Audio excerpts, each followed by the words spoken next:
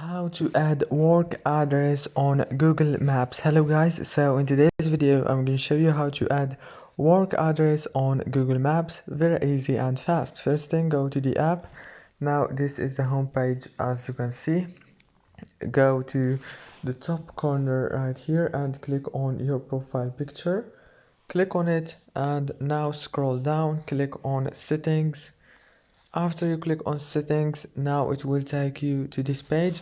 Click on the fourth option, it's edit home or work. Click on work right here and enter your work address right here or choose on map, and everything will be done.